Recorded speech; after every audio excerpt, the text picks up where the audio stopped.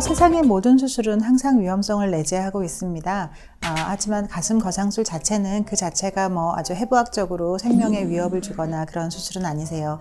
오히려 아주 해부학적인 어떤 신체의 깊이로 친다면 확대 수술이 오히려 더 위험할 수 있습니다. 근데 우리가 주변에서 누가 확대 수술을 하러 간다 그러면 그렇게 아주 위험한 수술로 생각하지는 않죠. 거상 수술은 확대 수술보다는 오히려 좀 더 안전할 수 있으세요. 왜냐하면 우리 피부에서 얼마나 더 깊이 우리 몸 안으로 들어가는가가 중요한 포인트가 된다면, 거상술 같은 경우에는 근육 밖에서 수술을 하는 것이기 때문에 이 안에 내부 장기나 이런 거랑은 훨씬 더 멀리 있어서 좀 더 안전하게 할 수가 있습니다. 그래서 우리가 수술 시간은 굉장히 걸리고 또 난이도가 높은 수술이긴 하지만 그것이 어떤 수술의 위험성하고는 조금 다른 개념입니다. 실제로 이제 마취 자체에 의한 위험성은 그렇게 높지 않은 수술입니다. 이 가슴 거상술이 가장 위험하다라고 하는 가장 큰 개념은 괴사 때문이에요. 이 수술을 왜 하는 병원이 드물고 이 수술을 이렇게 시도하려고 하는 전문 외과 의사가 없나라고 하면,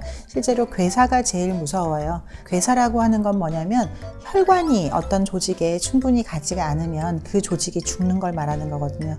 쉽게 말하면 우리가 왜 에베레스트 등반 같은 거 할 때 발가락 끝이나 손가락 끝에 혈관이 채 안 가면 이렇게 동상으로 떨어져 나가잖아요. 그래서 우리 몸은 어디든지 이 혈관이 잘 가지 않으면 조직은 죽게 되어 있어요. 나무를 키울 때 뿌리가 부족하면 그 나무가 죽는 거하고 똑같은 원리라고 생각하시면 되세요. 이 거상을 할 때는 이 조직의 혈관 상태를 어떻게 유지하느냐가 이 수술의 가장 큰 관건입니다. 그 혈관 상태를 어떻게 잘 유지할 수 있느냐에 따라서 볼륨을 유지할 수도 있고 또 볼륨을 충분히 없앨 수도 있고, 이 모든 것의 핵심은 그 혈관 상태를 어떻게 파악하느냐에 달려있기 때문에 그 혈관 상태를 잘 조절하면서 우리가 수술의 계획을 세우고 설계도를 만들고 또 구조 설계를 해서 수술 후에 잘 아물고, 거기에 따라서 환자분들이 저희가 수술 후에 말씀드리는 어떤 수술 후 주의사항을 잘 따라준다면 비교적 안전하게 다른 사람들이 됐던 것처럼 안전하게 수술 결과를 이제